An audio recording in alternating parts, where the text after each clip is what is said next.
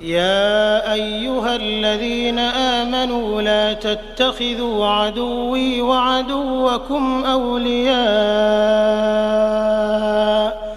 تلقون إليهم بالمودة وقد كفروا بما جاءكم من الحق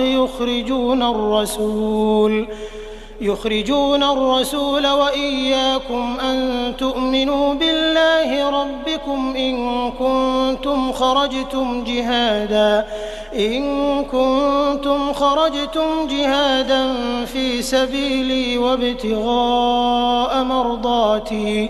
تسرون إليهم بالمودة وأنا أعلم بما أخفيتم وما أعلنتم